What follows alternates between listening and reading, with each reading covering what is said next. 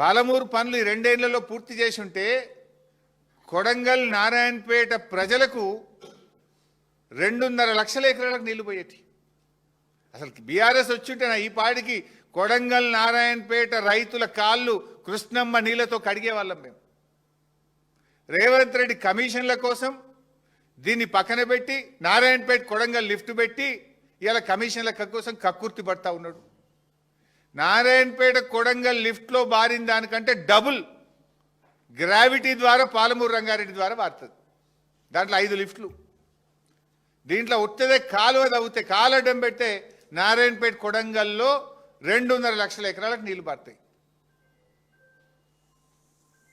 అంటే నీ స్వార్థం కోసం నీ కమిషన్ల కోసం ఇవాళ ఈ కాలువలు తవ్వకుండా పాలమూరు జిల్లాకు నువ్వు అన్యాయం చేస్తున్నావు.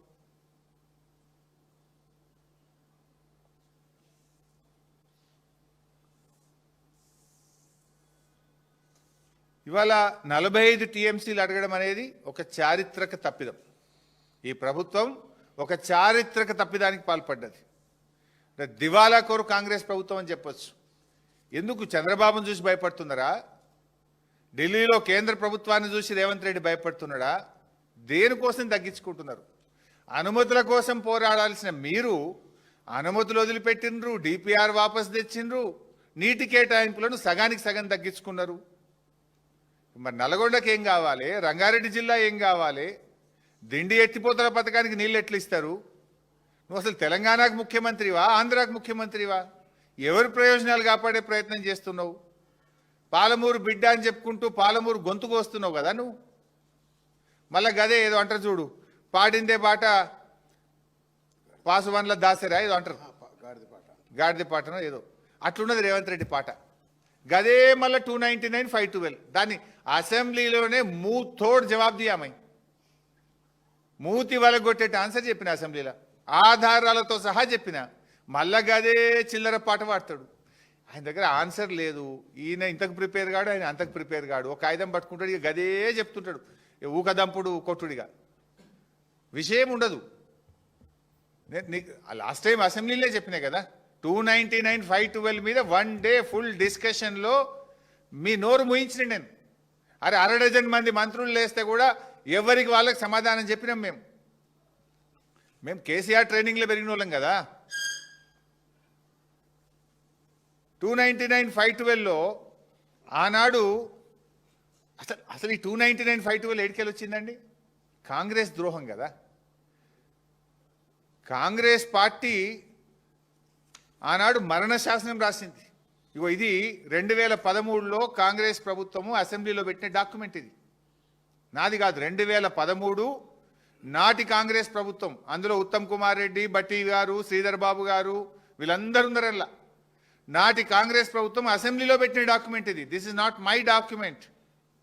రాష్ట్ర ఏర్పాటుకు కొద్ది రోజుల ముందు తెలంగాణకు కృష్ణమ్మ నదిలో 299 టీఎంసీల కేటాయించినము, ఆంధ్రాకు 512 టీఎంసీలు కేటాయించినమని కాంగ్రెస్ పార్టీ అసెంబ్లీలో పెట్టిన డాక్యుమెంట్ ఇది. ఈ 299కు ఆజ్యులే Congress party. This is not my document, this is assembly document. అయినా బీఆర్ఎస్ పార్టీ ఊరుకోలే. మీరు కాంగ్రెస్ పార్టీ ఆనాడు, నేను కేసీఆర్ గారు డీటెయిల్గా చెప్పారు, నేను వాళ్ళకి పోను. అప్పర్ కృష్ణ ఆ ప్రాజెక్టులన్నీ ఎట్లా తెలంగాణకు అన్యాయం చేసిందో కేసీఆర్ గారు వివరంగా చెప్పారు. అయితే కేసీఆర్ గారు ఈ తెలంగాణ కాంగ్రెస్ అన్యాయం చేసింది, రాష్ట్రం ఏర్పడ్డ తర్వాత దీన్ని ఎట్లా చేయాలని చెప్పి రాష్ట్రం ఏర్పడ్డ 42 రోజుల్లో within 42 days, that is the commitment of KCR. June 2న ఆయన ప్రమాణ స్వీకారం చేసిండ్రు. కొత్త రాష్ట్రము అధికారులు తేలలేదు, ఆఫీస్ తేలలేదు, ఎవరు కూర్చోవాలనో తెలియదు. బట్ ఆయన కమిట్మెంట్, ఆయన డెడికేషన్. జూన్ 2న ప్రభుత్వం ఏర్పడితే జూలై 14 2014 స్వయంగా కేసీఆర్ గారు ఢిల్లీకి వచ్చి ఆనాటి కేంద్ర మంత్రి ఉమాభారతి గారిని, ఆనాటి ప్రధానమంత్రి గారిని కలిసి మాకు ఈ 299 పేరిట అన్యాయం జరిగింది, రాష్ట్ర పోరాటమే నీళ్ల కోసము, మాకు సెక్షన్ 3 కింద వెంటనే కృష్ణా నదీ జలాలు పునః పంపిణీ చేయండి అన్నాడు 811. ఈ 811 టీఎంసీలను మళ్ళా పంచాల రెండు రాష్ట్రాల మధ్య. లేదు బ్రిజేష్ తీర్పు ప్రకారం ఆ 1005 టీఎంసీలను మాకు రెండు రాష్ట్రాల మధ్య పంచాలని రాష్ట్రం ఏర్పడ్డ 42 రోజుల్లో ఢిల్లీకి పోయి పోరాడిన నాయకుడు KCR. That is his commitment. డిపిఆర్లు వాపస్ తెచ్చిన వాళ్ళు మీరు, ఢిల్లీకి పోయి సెక్షన్ 3 కోసం పోరాడింది కేసీఆర్. సెక్షన్ 3 అంటే ఏంటిదంటే యాక్ట్, అది మన రాజ్యాంగంలో రెండు రాష్ట్రాల మధ్య జల వివాదం తలెత్తినప్పుడు ఆ రాష్ట్రాల మధ్య నీటి పంపిణీని చేయాల్సిన బాధ్యత కేంద్రానికి. దాన్ని పరిష్కరింపజాలకపోతే ట్రిబ్యునల్ వేసి ట్రిబ్యునల్ ద్వారా పరిష్కరించాలి.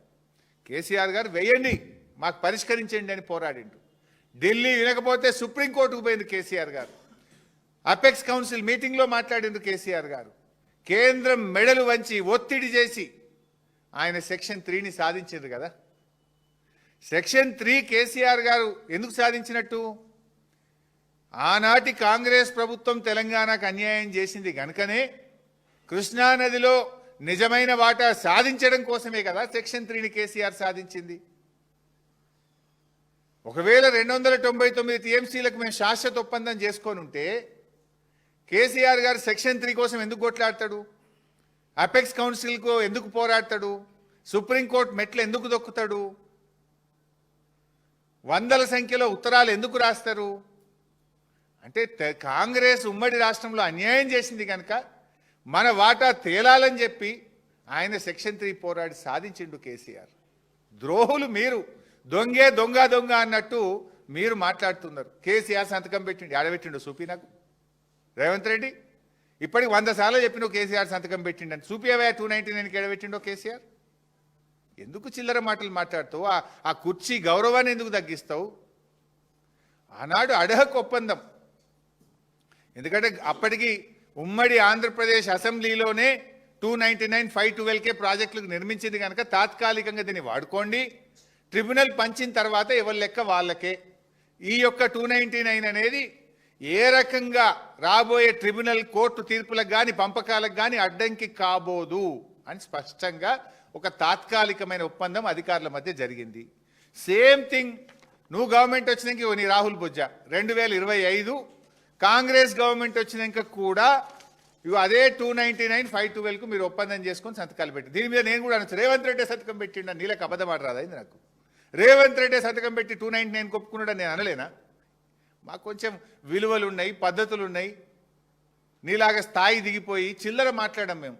మరి నీ గవర్నమెంట్ వచ్చినాక కూడా మీ రాహుల్ బొజ్జాపై 299 సంతకం పెట్టి వచ్చింది కదా. దీంట్లో కూడా ఏం రాసిండ్రు? ఎలాంటి భవిష్యత్తులో అప్పుడు మొదటి నుంచి సేమ్ రిప్యుటేషన్ ఉంటుంది. అది ఈ 299 అనేది తాత్కాలిక, ఈ సంవత్సరానికే, భవిష్యత్తుకు ఉండదు, ట్రిబ్యునల్ అవార్డు మీద ఎలాంటి ప్రభావం ఉండబోదు. Same thing. మరి ఇంట్లోనే ఇదే రాహుల్ బొజ్జా ఇంకో ఉత్తరం రాసిండు ఏమని? ట్రిబ్యునల్ అవార్డు వచ్చేదాకా 50-50 చేసుకుందాం. ఏది నీ కాంగ్రెస్ ప్రభుత్వం రేవంత్ రెడ్డి రాసిండు ఏమని? 299 మాకు చాలది, 50-50 అన్న ఈయనరు, ఇప్పుడు ట్రిబ్యునల్ అవార్డు వచ్చినాక ఫైనల్ చేసుకుందాము అన్నారు. ఆ 50-50 కోసం ఇక మేము 28 ఉత్తరాలు రాసినాం. నువ్వేం కొత్తగా రాయలే. మేము కూడా 299 చాలదు అని ఇక డేట్లతో సహా ఉన్న 28 ఉత్తరాలు, ఏ డేట్ రాసినాము, ఎప్పుడు రాసినాము, 28 ఉత్తరాలు బీఆర్ఎస్ ప్రభుత్వం కూడా రాసింది. నువ్వు కొత్తగా రాసింది ఏమున్నది? నువ్వు కొత్తగా చేసింది ఏమున్నది? మేము కదా ట్రిబ్యునల్ సాధించింది, మేము కదా నీటి హక్కులను సాధించింది. అంటే నోరు తెరిస్తే పచ్చి అబద్ధాలు. ముఖ్యమంత్రి అంతే, నీళ్ళ మంత్రి కూడా అదే ఏందో తొక్కి ఈయన కూడా తొక్కినట్టున్నాడు అంటారు చూడు, అలా అదేదో అయిపోయినట్టుంది.